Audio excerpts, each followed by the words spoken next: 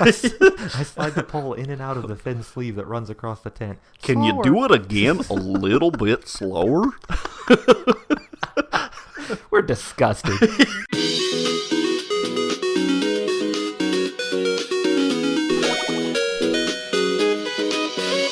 Hello. Hi. And welcome back to Bookend Gaming. It's National Park Girls. I almost said Trailer Park Girls.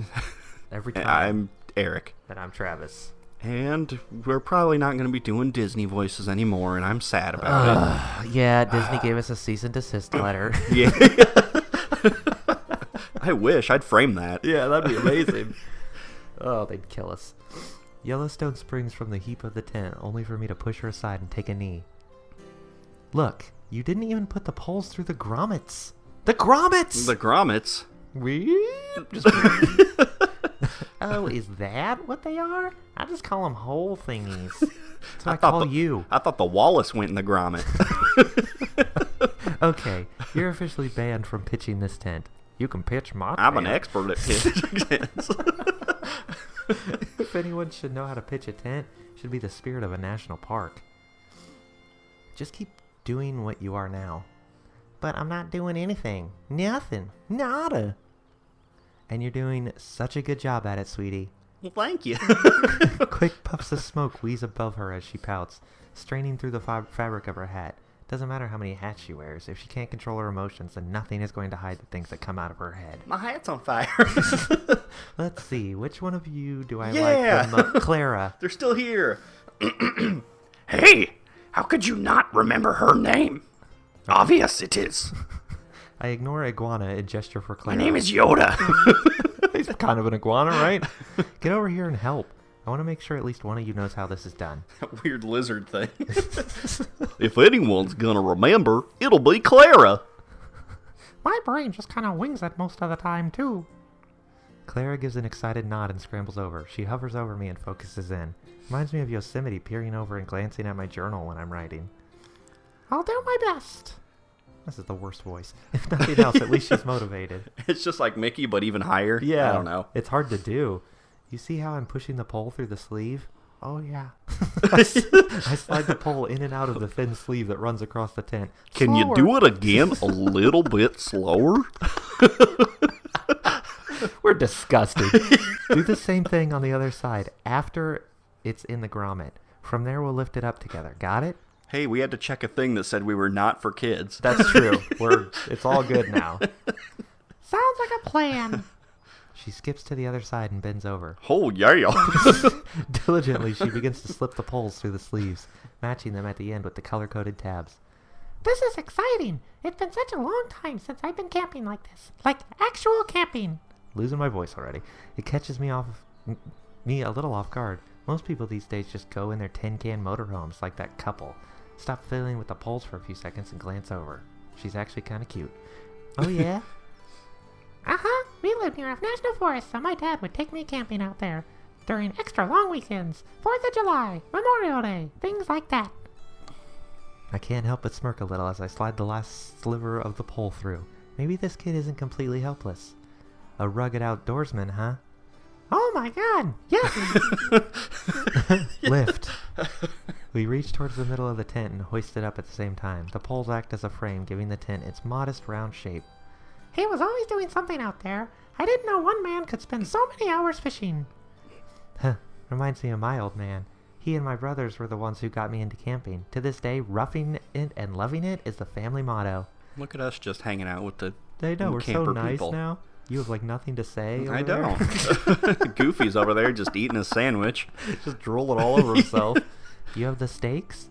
That's one heck of a scary motto. Fun, though. Makes me wish I had kept up with all this. And yeah, they're right here. She grabs a handful of steaks and a hammer from off the ground. The tent is looking shapely now. There's more simple stuff that needs doing, like putting in the fly on, but staking it is the last big one. Like my rear. The tent's looking pretty sexy. Well, when you get home, you can tell him all about how you outdid him at his own hobby. Wish I could, but he died a few years back. Thanks for bringing that up. Oh, no.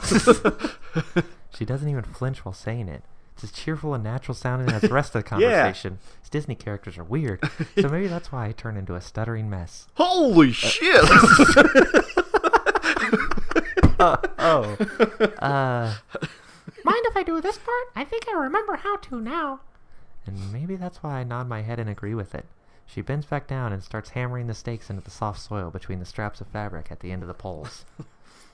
The anniversary's coming up, and between that and school being so tough, I guess I just wanted to feel closer to him. How does someone answer that? Am I expected to? Within the time it takes to snap your fingers, it feels like my entire perspective on this girl has gone through a kaleidoscope of changes. Yeah, way to ruin it. Yeah, it can't be turned on now. God. It's not because her dad is dead. Not entirely, anyway. If anything, I think it's because she even has a dad. These people, the rowdy pains in my ass who don't care about anything but themselves, they have family. They have lives. Put those things together and you realize, sweet mother of God, these people have some sort of rationale and perspective. I was created in a lab. Everybody's got a dad except for me. I am the ultimate life form. My breath catches in my throat. Why does that scare me so much? All done. Hope it's all up to snuff. Clara drops the hammer on the ground, presenting her achievement with a smile. Her friends, and Yellowstone, stand out to the side, oohing and eyeing at this most impressive of displays. Wow! Looks pretty spiffy to me. You did a swell job, don't you think so, Eve? I shake myself out of it long enough to see an erected tent that isn't toppling over in the wind. Erection. Damn it, Goofy. Oh, Goofy's got like a swear jar. Yeah. Goofy. He says something and Mickey gives him a look that's like, I'm going to beat you later. Yeah. Keep it up and you'll be a real pro. I can put on the fly if one of y'all wants to set up the fire. Yep, I can. Ooh, me. Yellowstone leaps up and down, volunteering herself to the cause. Oh, I like that. No one even has time to argue before she's sprinting over to the supplies. I'm gonna go snag the lighter fluid. Takes a while for the words to sink in and settle, but once they do, I chase after her. Hold it! I'm preemptively banning you from building a fire. You're banned. Got it. Banned. I'm shipping Goofy and Yellowstone now. Okay, that's fine. That's fine. I just imagine him the whole time just like staring at Yellowstone, eating his sandwich. Yeah. Just not saying a word. Oh, is that a pretty good sandwich? Yeah, that's what I'm looking at. Oh, yeah. Spread some more mayonnaise on there, please. Goodbye, good luck, good night, and thanks for all the fish. Yellowstone shouts into the distance. The four hikers turned campers wave goodbye. The campfire I built for them silhouetting their bodies in warm, flickering light. Don't let the door hit you where the good Lord split you. Don't forget to drink lots of water, and be sure to bundle up.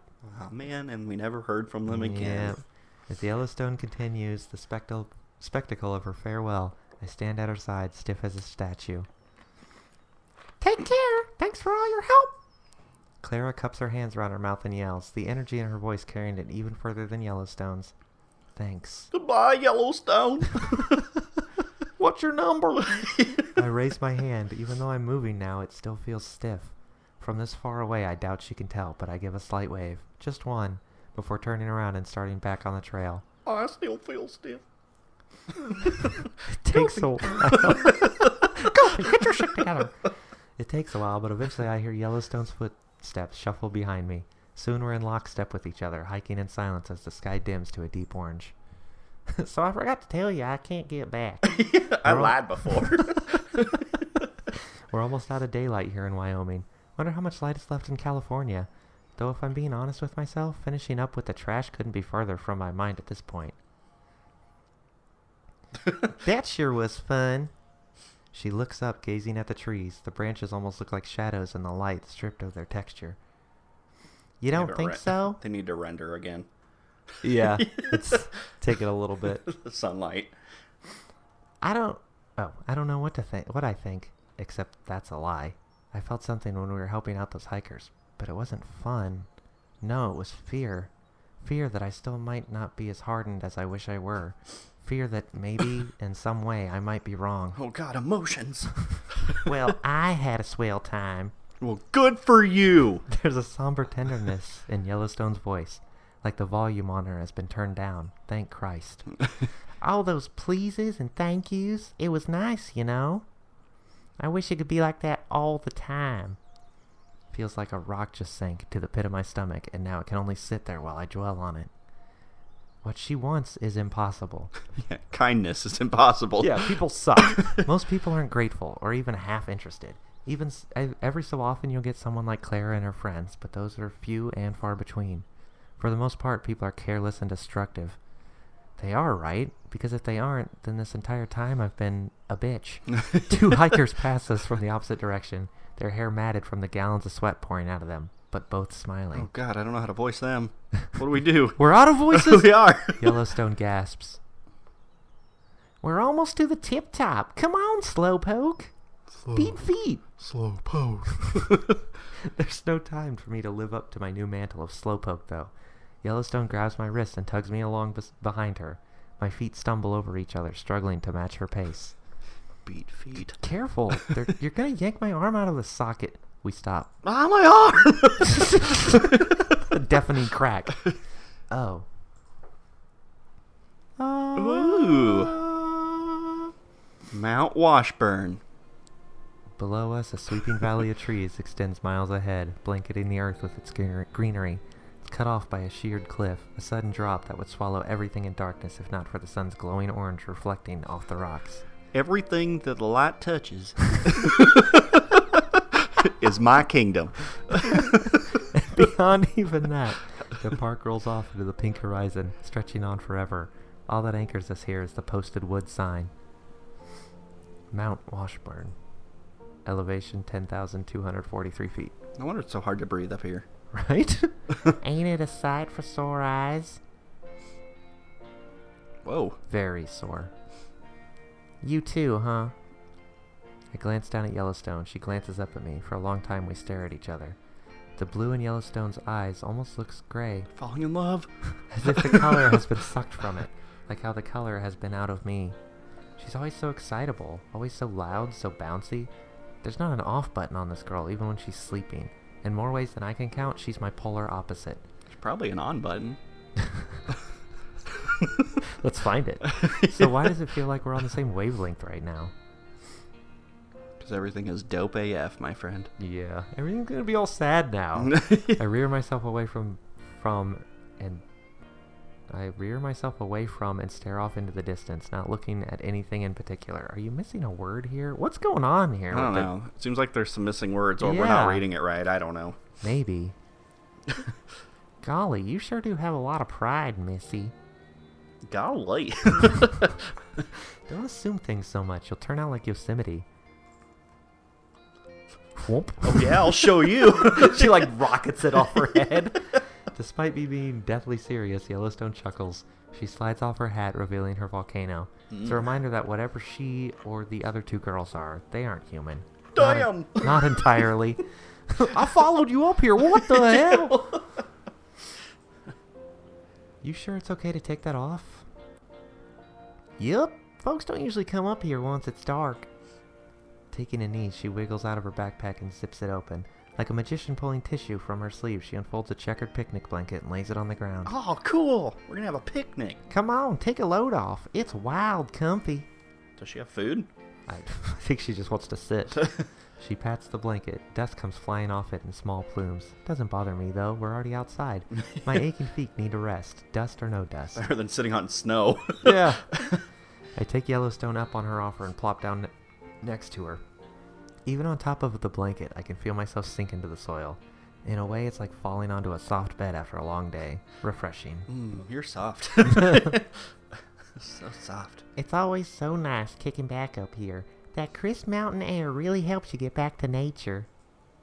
Not that I don't agree, but aren't you technically nature? I'm of the nature type, yes. Giggling, Yellowstone slaps me on the back like she's trying to burp a baby. Well-meaning, I'm sure, but with how hard she's doing it, I feel like I'm going to somersault over the face of the mountain. Or burp really loud. That's different, you goofball. This here's my special place. Plus, I don't know what I am. Special place? Zip? Yeah, right here. Yeah, everybody's gotta have a special place. I bet you have one too. Let's explore. What's that cone do? I think back to my old hikes up Limbert Dome, and how when I was at the peak, sweaty and scarfing down as much thin air as I could, I would sit down on a rock and start to journal. The wind was sometimes so fierce it would rip the papers right out of the notebook. Damn. But I was always able to make it work, at least back then I could. I'm a ranger. The entire park is my special place. Well, that's greedy. I think we're gonna have a picnic or at least some sort of another heart-to-heart here. Yeah. I don't know, like I'm worried things are gonna get all sad and depressing, and then the episode, like this episode's gonna end. Right. She'll have some sort of realization and be like nicer. Or they'll kiss. They probably won't. Yeah. I'm thinking it's like, if there is any kind of romance in this, it'll be Yosemite. Like, Well, it's gotta be. But they gotta make you think that it could be Yellowstone. It could be any of them, not Zion. Pup. Hey, there you go. God, I hope not.